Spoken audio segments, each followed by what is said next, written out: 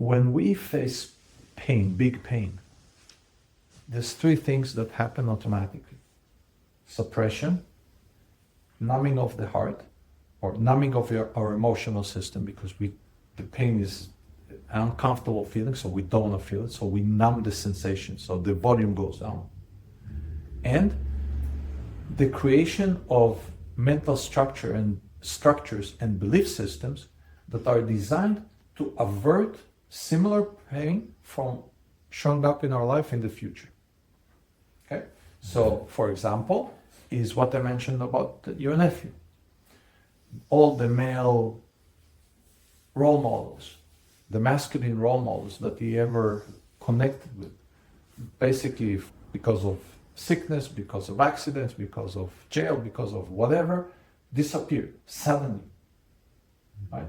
So now, to protect himself, and those things happen automatically, we don't control them. There is some construct in his mind that says, I need to be careful connecting to the next role model because they might also disappear. For whatever the reason, doesn't matter. Yeah. And in a way, you kind of, the last in that chain that stayed, and you came out of jail and you reconnected, but you giving up on him is part of, again, the same cycle. Right? The fact that you went against your logic and went with your heart and showed up in the hospital and sat with him and showed him what masculine vulnerability really looks like. You role modeled it. And he saw you overcome your pain. Right? It's a major healing force for him, not only for you. Yeah. Okay? Now, the outcome of pain is fear. The outcome of fear is those mental structures. Fear does not show up in how you operate, like with a big red sign saying, hello, fear is here, I'm in control now. If you pay close attention, you can feel it in the body when the fear is big. You can feel it in your lower belly. You can sometimes feel it in your chest. Some people feel it in the back of their neck or their shoulders. They get tense. You can feel it if you pay attention. Many people, or we get used to living with that, so it's kind of normal. Right? It affects your posture. It affects your breathing. It becomes shallow. It affects all kinds of things in our physiology. It also affects how we perceive. And this is the biggest trick. So the logic that we build, the way we interpret the situation, understand? For instance, when you were telling yourself, yeah, he should learn that he can't do this anymore, I'm just going to ignore it. This is not you teaching him. This is you acting out of your own fear. Fear is like termites. Once it's in the structure, it's everywhere and you don't know where. So it affects your needs and your wants, your preferences, your tendencies, everything. Right? Not only the physiology, the mental, the emotional, everything. It controls everything. Right? We're now, as we speak, we're in the week of Passover and Easter, coming Sunday, right? Yeah. Those are stories from thousands of years ago, events from thousands of years ago. Their relevance to today, to our life, is amazing. Because all those things, they're all about the freedom, getting free of our own fears. That's the true, deep spiritual meaning of those stories. And learning how to act out of love. That's the big thing that Jesus brought to the table in his lifetime. And this is what you're learning right now. This week, that's what you practice. And I'm focusing on it so we cement the change and you understand how fear operates on you. Okay? You saw the contrast between acting out of love, out of your heart, and out of your fear. And we're not talking about big fear or I'm scared. Yeah. Out of small, it's just It doesn't make sense. Yeah. Right? It's not for me. I don't do it this way. The first thing you said is, I usually don't do it. That's not your standard operating procedure. Because your standard operating procedure includes a big dose of fear. Still, you overcame a lot, but it's still it. But this one is the more sophisticated part of your fear. It's how it manages your mental structure, how you perceive a situation. Understand? Yeah. It's very important for me that you understand that fear is not only when you actually physically feel it in your physiology, in your belly, in your shoulders, in your muscles, in your breathing. It's the deeper part is subtle. It's how you interpret the situation, how you make decisions. Right? Learning how to operate from the heart is very tricky because until we learn how to really listen to our heart, what happens is we confuse. So a lot of people think that if they have a sudden big urge, it's automatically from the heart. It's not. In many cases, it's fear masquerading. It's very tricky. And how do you distinguish between the two? First, there's a couple of techniques. You now in the process of building a new version of yourself, so to speak. Right? So think of it as Carlos 2.0. And you somewhere on this process, in some aspects of your life you achieved already more, and some you're still in the process. Doesn't matter. But overall, you're building a new Carlos. Right? The Carlos that you want to be. Not the Carlos that kind of transpired through the events. Yes? Yeah. All right. So, and here, brackets, I'd like you to take a piece of homework. And I'd like you to spend some time with yourself, imagining what Carlos 2.0 is. What does he stand for? What are his operating principles? What are his values? And I'm sure some of it you've done, because you spent quite a bit of time thinking about it.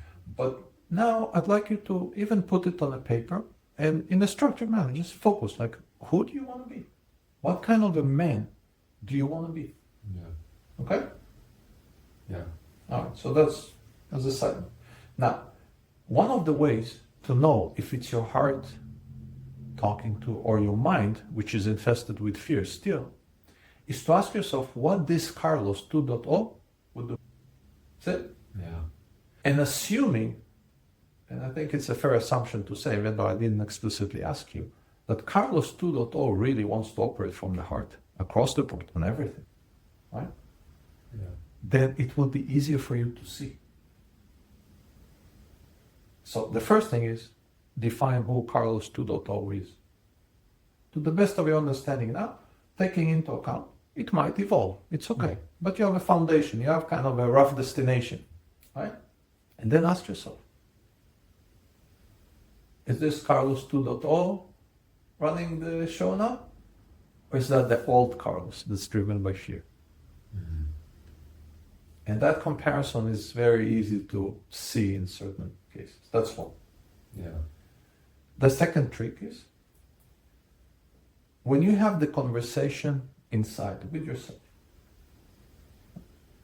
when you converse with your mind, it's always quick, because the mind is a very quick, very fast machine. So the dialogue is quick. So answer question, thoughts, things happen. Right? Yeah. The heart is not like that. It's slow, it's subtle, it speaks quietly, and it's very, very concise. Right? So, if it's long, convoluted, complicated logic and argumentation and structures, it's never the heart. It's always the mind. Sometimes it's masquerading, Yeah. but it's always quiet. It speaks slowly and softly, and it's very one word, one sentence, and short. Yeah. Based on that, you can also identify the source. Okay? So that's Technique number 2. Technique number 3. If you want to know what's in your heart, right, you want to connect with it. Now, how do you connect with it? Listen to it. How do you listen? And how do you know that what you're hearing is not the mind? If it's slower. Yes. Yeah. So here's the subtle. technique how to get there. Because what will happen, the mind will run interference all the time. For days, weeks, months, no problem. Right? You need to find a way to quiet the mind. It can be meditation. It can be any aerobic sports, like long bike ride, long jog, swim, those kind of things. That creates a long period of time where you have a very steady, deep breathing. That helps quiet the mind. Do you do any sports there regularly? I work out Aerobics? once a week. And, when I do like they're like HIIT classes. So they're aerobics. Okay, but there's music, there's instructions, so that gets you out of it. But if you can get yourself into something that you have that kind of intensity in quiet, like run by the beach or something. People that do that, they know that there is a point where you really engage in it, you kind of elevate. There's the consciousness you kind of see yourself above the body. There's a little bit of an out-of-body effect of it. That's the elevation that happens of the consciousness, right? It happens also for when people play instruments, music. Because you saw in the music that you kind of zoom out. Right? It's a flow state. There it's very easy to connect to the heart. Right? Because you can disengage the mind easily. Right? So meditation, playing an instrument, sports that's long and steady, deep breathing, right? Any of those things can work. Sometimes before you go to sleep or when you wake up, if you can clear your mind, if you will do that, we will talk about it at some point. So in those states, right? If you can't, know that it will run interference. So now you need to listen through the clutter, through the noise, right? It helps if you put your hand on your heart and you focus your consciousness on the touch point. Right? So you actually consciously, you pay attention to the feeling that you generate from the hand and from your chest when you touch your hand on your heart. So it latches the consciousness to the heart. Physical. Right? So that's another way. You want to get into steady breathing, quiet, tune out the noise of the mind, and listen. Right? And not be in search mode, but rather in a relaxation mode. And what your heart will tell you is going to gradually bubble up. It's not going to be like a quick answer. It bubbles up. Right? So those are 3 different techniques. You can use all of them together, doesn't matter. But all those things come up. Now, because when we still carry a lot of pain, there's a closure of the heart. Right? So we get less in touch with our emotions. So then what comes up needs to come through that interference, through that closure. It's like an armor, like a cross around the heart. Right? So it's harder. But gradually, as you dissolve that layer of separation from your own heart, it will get easier and easier. And with those practices, you're going to train yourself. Okay? And you can start practicing it on small things in your life. What do you feel like eating? What do you feel like wearing in the morning? Doesn't matter. Who do you feel like seeing? And again, sometimes the answer will not be logical. But try and follow it and see what happens. You see? Because that's your emotional system navigating you. Now, your emotional system is your true navigation system for life. Why? Because everything we do, everything, is motivated by, I want to feel good. We eat because we don't want to be hungry. We sleep because we don't want to be tired. We go to work not most of us, not because we want to work, but because we want to have the comfort and the lifestyle that the income provides. Yeah. The lucky ones do the work that they actually enjoy, and that's what you really want. And you associate yourself with people that you feel good around and you have good interactions. So everything is motivated, but feel good, I feel good, yeah. right?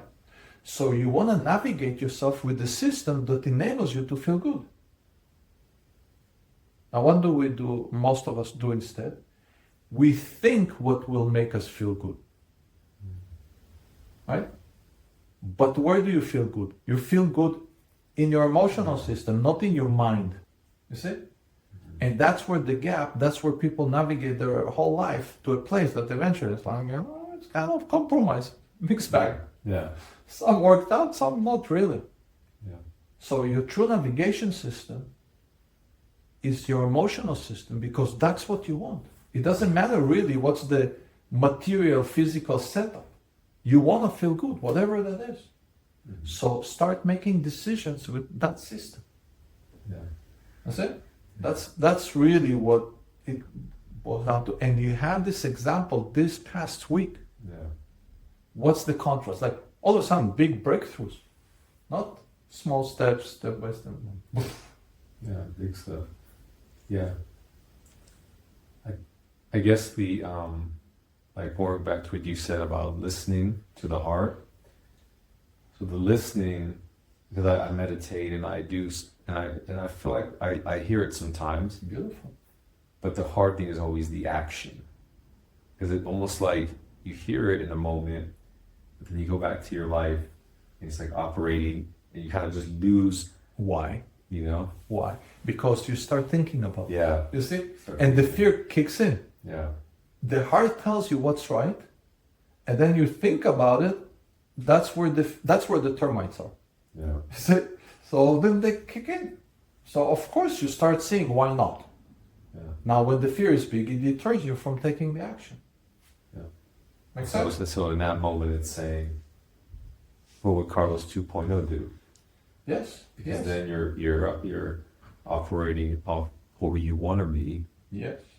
And that's how you manifest that person. Yeah. Because what's manifestation?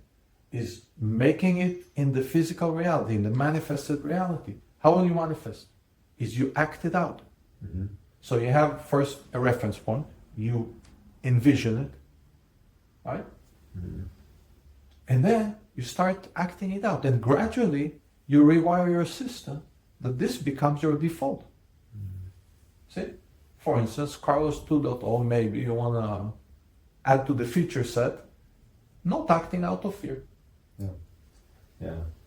And it's so much fear because of like getting out of prison. I remember when I first got out, it was like everything was just so, every day I was just so much more grateful and peaceful, and I could just feel free finally to be myself, who was Carlos, I say maybe 1.5 then, but it was, you know, I was better. I knew I had a fresh start. That was in the past, my past, and then I used to go running by the beach and really just like be there early morning before the sun even came up, and really just listen to what I want to pursue, and I did. And I started to have a lot of success, and I found my gift and what I feel like I'm meant to do here. But then like as life goes on, more people start to enter my life. And before it was just me alone doing everything, and I didn't have connections and ties with people. Like even my parents, I hadn't fully connected with. Just now that I have all these people that look at me of who I am now, and they're proud of me, and they rely on me to be there, and to somebody they can call. And it's like now I feel the fear is of what other people may think of me or feel if I let them down. It's I don't want to let them. I don't want them to be disappointed. I don't want to hurt them. That's where the fear is strong for me. Beautiful. And I've identified that, but it's so hard to act on. It's so hard because then I know by me acting, I'm going to hurt them. Not necessarily. Yeah. Let's unpack this. What you just said, because that's gold, right there.